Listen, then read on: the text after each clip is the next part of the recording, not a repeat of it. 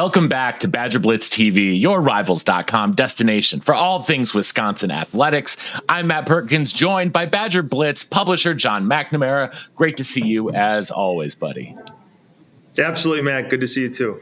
Wisconsin did get a win this past Saturday over South Dakota. Wasn't necessarily the prettiest of affairs, much like the first game against Western Michigan. But there are a couple, there's a lot of question marks coming out of that game, but some of the bigger ones are actually on availability. Tawee Walker didn't play on Saturday, was kind of a late scratch. And then Xavier Lucas got hurt sliding on the concrete, trying to make a play. John, what's the latest on the availability of these two pretty key players in the Badgers lineup? Yeah, Luke Fickell was asked about that during his Monday press conference, and he basically said it was too early in the week for Tawee Walker to know for sure. I guess my feeling, or I guess gut, says that he probably could have played against South Dakota. That's just kind of my feeling. And, I guess in going into that decision of not playing him against South Dakota is that you have Alabama coming up. Now, Wisconsin certainly doesn't appear to be in a position to sit guys, rest guys, because, they week one and week two, they kind of are what they are. But I guess I would expect him to play, but nothing official on that front. And then I would imagine Xavier Lucas is kind of in that same boat. We don't know specifics about either. Again, this is Tuesday and the game is obviously on Saturday, so there's a lot of time before that. But neither has been said yes, we will absolutely play them, or no, they will not play. Again, my gut says that both of them play, specifically Walker. I think he'll be good to go on Saturday, but I guess we'll have to see what happens in the next couple of days here. Yeah, I think that, I guess I want to ask you, which would be a bigger loss, Lucas or Walker, if they were not to be available? Well, I guess right away you would think Walker, but if there were some bright moments in that, specifically week two, Cade Yakimelli would be one. I thought he played really well. He graded out really well. He led the team in rushing yards. You feel good about Ches Malusi. You saw some of the freshmen. You could play Jackson Aker if you needed him to. So that's a deeper room. I don't know if it's one of the more talented running back rooms that Wisconsin's had, but it's certainly one of the deeper ones. But a guy like Xavier Lucas, in a game like Alabama, when you're trying to match athlete on athlete, he gives you a really good chance there if you have to go beyond, obviously, Ricardo Hallman and Nazir Forkareen. But Hallman, I think he plays in a game like Alabama, and you obviously want him available to play a bunch of snaps. I think you just go out there and say, look, he's our best athlete, probably at corner, and let's stick him on an athlete and see what happens against a team like Alabama. I want to see him lined up one-on-one trying to defend their superstar freshman receiver, Ryan Williams, who, people talk about like Braylon Allen because he's only 17, playing wide receiver at Alabama, looking really good. So that would be a fun, true freshman on true freshman matchup. Yeah, and, it's someone brought that up to me. I guess like you could call it a source, but he said, a guy like Xavier Lucas might be our best matchup in these games against Alabama, in these games against Penn State, in these games against Oregon, where you have these, I don't know if you call them elite, but these high-level receivers. Lucas gives you maybe the best opportunity to defend those guys. I get that he's a freshman. I get that he doesn't have the experience. But in terms of physical tools, he has the best physical tools in the room. And, obviously his ceiling's very high. You probably trust Hallman and Forkareen a bit more, but I'd throw a guy like Lucas out there and just say, hey, do what you can against this guy, because, you probably have, you're as talented as he is, obviously different positions, but just go out there and see what happens. Yeah, well, it is, like we've been talking about, it's a huge weekend for the program, kind of a clear milepost for the program in year two of the Fickell tenure. So I'm going to ask you, John, for two things: your biggest sign of hope for this coming weekend and your biggest fear. But let's start. I'm a glass half full kind of guy. Let's start with the hope, John. What brings you hope, or what's the biggest sign of hope you've seen for Wisconsin to, pull out a win on Saturday? Well, I think going back to last year, you saw them play to their competition, and we've talked about how weak that schedule was, but they played a good four-quarter game against Ohio State. So if they are to rise to their competition or play to their competition, you could maybe make the argument that they'll do that against Alabama. I don't necessarily know if I personally agree with the words that are coming out of my mouth, but if you're a glass half full guy, you can maybe go back to last year and say they rose to the occasion when they played Ohio State with their backup quarterback. So, I think that's certainly on the table. You could also be a guy that says, look, they were conservative for 2 weeks, and now they're going to open things up against a team like Alabama. Again, I don't necessarily know if I agree with those words, but if you want to hear something good today, maybe those are two kind of storylines you could follow, or to maybe help you sleep a little bit better at night until Saturday comes. Yeah, my good is that I think that the Badgers' defensive backfield is really, really good. And when you play a team like Alabama under Kalen DeBoer's offense, who wants to throw it around, it's good to have good D-backs, especially have a Hunter Wohler who cleans a lot of things up on the back end. And like you mentioned, like Ricardo Hallman has played a ton of football. And is going to be in the right place at the right time. So I guess that's my biggest that's my biggest hope, that we haven't seen teams really be able to pass deep at all against Wisconsin in the first 2 weeks. Yeah, it's a good secondary, and it's a veteran secondary. You have 3 seniors playing at that safety position. You have 4 seniors playing at cornerback. So that's a veteran group, and like you said, man, I think it's you can make that argument that if they do want to come out and pass, Wisconsin has the guys to at least, not necessarily go toe to toe, but I think they can hold their ground against Alabama. The run game, I think, is a different story. Yeah, well, that's going to bring us to our biggest fear. And on this one, I'll go first because you kind of already mentioned it, is that the defensive line and the defensive front just gets completely bowled over by Alabama's offense, and they can't hold up or if they can't get a pass rush either, if they are going to be throwing the ball, because we haven't seen a ton. Elijah Hills is probably the one on the interior who's shown the most so far, but it is definitely a source of concern.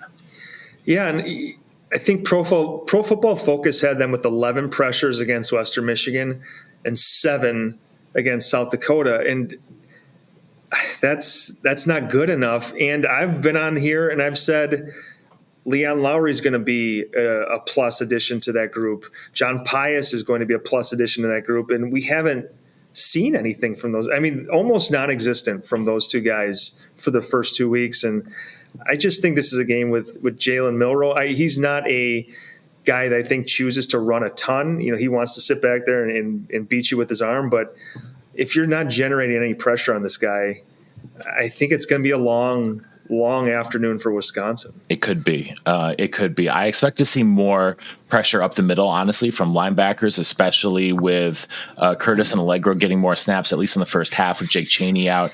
I expect a lot of A-gap pressure from those guys. So we'll see how that plays out. Wisconsin recruiting, though, is also obviously using this weekend with a big-name opponent with, the big Fox pregame in town to bring in a lot of high priority recruits, 2026s specifically. They have one 2025 coming in at the D tackle from Texas. Mm-hmm. But besides that, I think it's about a dozen 2026 targets, including quarterback commit Jaron Mock.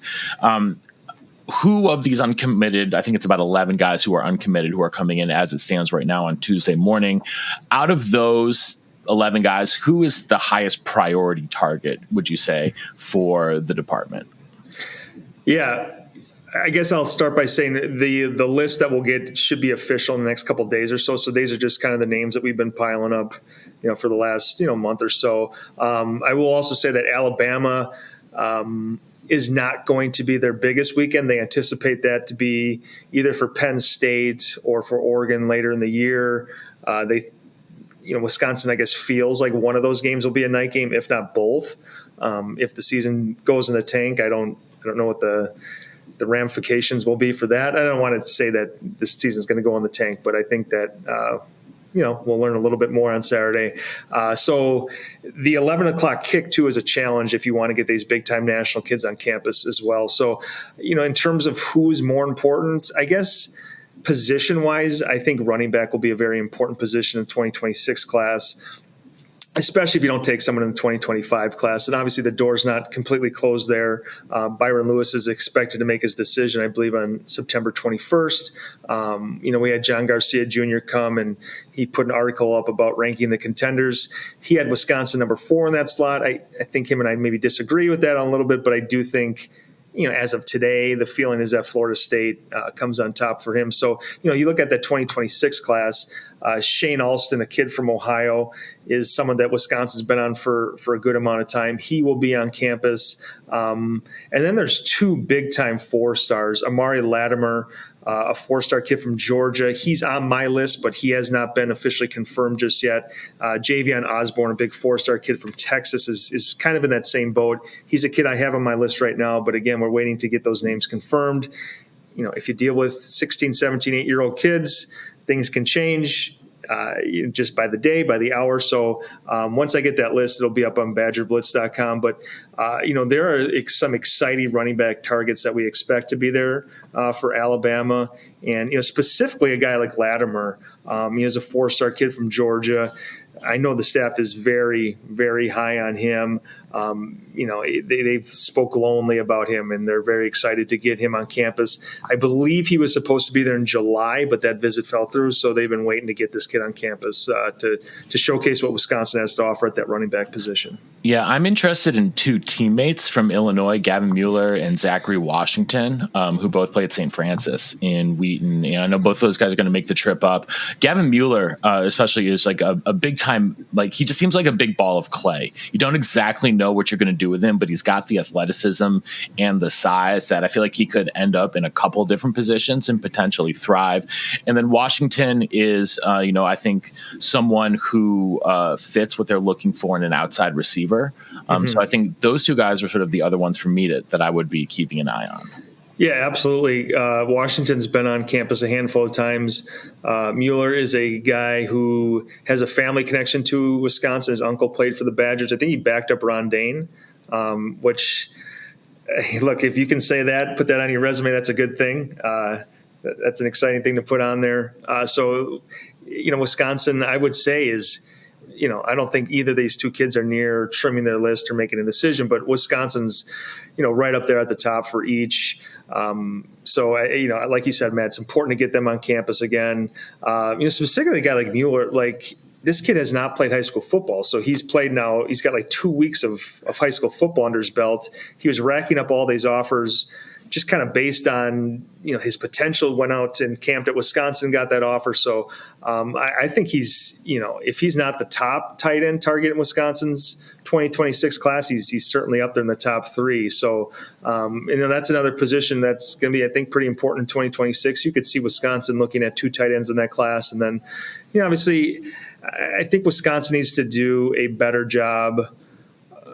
Maybe not better job is probably not the right word, but I think they should focus a little bit more on high school recruiting, specifically at the receiver position, trying to get those guys and develop them. They've done very well, very, very well with slot receivers. Now it's time to kind of figure out that boundary position. Obviously, Eugene Hilton Jr. in the 2025 class was an excellent get, but continue to get these guys and develop them under Kenny Guyton and maybe not use the portal as often as they have in at least those last 2 years at receiver. I think that would be a benefit. So a guy like Washington would go a long way in helping the 2026 class. Yeah, he absolutely would. And I think he's a guy who's going to continue to get more and more offers as he gets a little bit more national attention, maybe, because I think he's someone who has a pretty big upside and some really nice physical skills. Who do you think out of the list of guys here is most likely to end up a Badger at the end of the day? Jaron Mock. that's trying to be funny there. You know what? Touche. You got me there. I really like where they are with Mueller. I like where they are with Zach Washington. But another guy, too, is Benjamin Novak. He camped at Wisconsin in the summer, picked up that offer, visited again in July and said, look, Wisconsin's one of my leaders right now, and he's going to be back up for this game against Alabama, obviously. And, I think that if you gave him some truth serum right now, he'd probably tell you Wisconsin's his leader. And I think Louisville's up there as well for him. And, Wisconsin went 5 offensive linemen in 2024, 5 in 2020. I'm sorry. Go ahead. Yeah, 5. Yeah, 5 in 24 and 5 in 25. Yeah. I'm not very good at math. So 5 in back-to-back classes. I think you won't see it get to 5 in 2026. So if you feel good about Wisconsin and wanting to play for them and getting your spot kind of secured on this offensive line, specifically with 2 in-state kids who have an offer, things might move a little bit quicker at that position than maybe traditionally it has in the past because, like I said, 2 guys from inside the state have an offer right now, and James Thomas, Samuel Simpson, so you would imagine those guys are high in Wisconsin, could potentially commit at some point. And then there's a lot of national guys that Wisconsin's on as well. So it'll be interesting to see who locks in those spots. So like I said, if you're in a position, if you're an offensive lineman and you want to have a spot in this class, you might have to act a little bit quicker than you normally would in a different recruiting cycle. So, Novak, a guy, I think he could very well end up at Wisconsin. And this visit, I think, could be another step in that direction for the Badgers this weekend. Do you think he ends up a tackle or guard? That's a good question. He is a guy, I think, that when he camped, they kind of left that door open where, you could play tackle, you could play guard. He looks like a guard to me. But going back to the in-state kids, Simpson and Thomas both look like guards to me. So, you could very well, take all 3 and maybe put all 3 there and say, those are interior guys. But Novak and Thomas give you some versatility position-wise. But again, I think that you might get a little bit ahead of the game there talking about these kids who are not committed and how they might project. But I think overall, Wisconsin's in a very good position at that spot in the offensive line. Like I said, there's some national kids that they've got on campus that they feel good about. You have some guys from inside the state, so it's certainly not a bad problem to have with so many guys I think that are very interested in Wisconsin. And we'll see how those dominoes kind of fall over these next couple of months here. Well, speaking of James Thomas, you just saw him at Oak Creek on Friday night. What did you see? Where's he grown since you last saw him? And where do you things stand with him right now? Yeah, it was my first time seeing him live, so I think you always have an idea of what someone looks like based on the pictures and the feedback and the film and stuff like that. He was, I would say, longer and more athletic than I anticipated. I thought he would be a little bit more stout, more like a plugger, maybe like a true interior guy. But like I said, he's got a nice, lean, long frame to him. Again, he, in my mind, he's a guard, but he played right tackle all game when I saw him against Oak Creek, and that's obviously the position he plays in high school. He's got long arms, moves well, athletic, much better run blocker right now than he is a pass blocker. When he locks in, he's almost devastating, and that's kind of what the coaches at Oak Creek were telling me beforehand, is that when he locks into a guy, he's going to bury them into the ground, and you saw that on a few plays.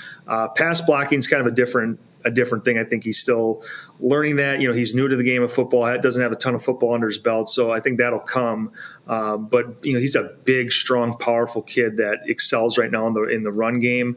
I put our comp, when we write about these kids, my comp to him on the current roster was Emerson Mandel, and he was a similar situation where I thought he was a true interior guy. And you get a chance to see him in the fall. He's a little bit leaner, longer, and he played a lot of right tackle for the Badgers in the fall. So that was my comp. Not saying that those are perfect comparisons, but when we try to match him up with a guy on the team, that's what I came up with. And in terms of his recruitment, I think he's very much in the initial stages. Where he is just kind of taking it all in, taking these offers in. He mentioned schools like Tennessee and Michigan State were showing some interest. I expect him to be up for Alabama. That one isn't 100% confirmed just yet. He mentioned visiting Kansas, at some point this fall. A lot of other schools in the Midwest, Illinois, Minnesota, Purdue is all involved. And like I said, there's some SEC interest as well. Arkansas was the first school to offer him. So I think, like I said, very early for him, just kind of taking it in. I don't think he's anywhere close to thinking about what school is at the top of my list right now. All right. Well, anything you're looking forward to here for this coming weekend for Wisconsin high school football? Are you going to another game? Yeah, I think I'm going to try to get out to see Tyler Heinel. He is a linebacker from Grafton, a junior linebacker. He was on campus last weekend.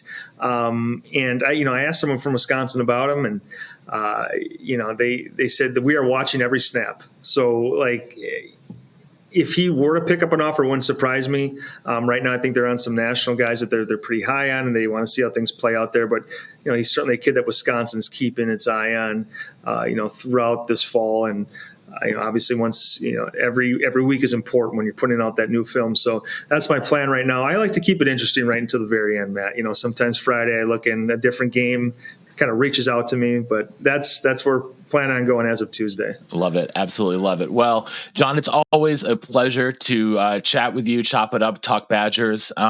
Thank you everyone for tuning in here to Badger Blitz TV. Make sure that you are over on BadgerBlitz.com as often as possible, subscribing to get all the best Badger coverage and content anywhere on the internet. We appreciate you tuning in. And until next time, we'll see you in the den.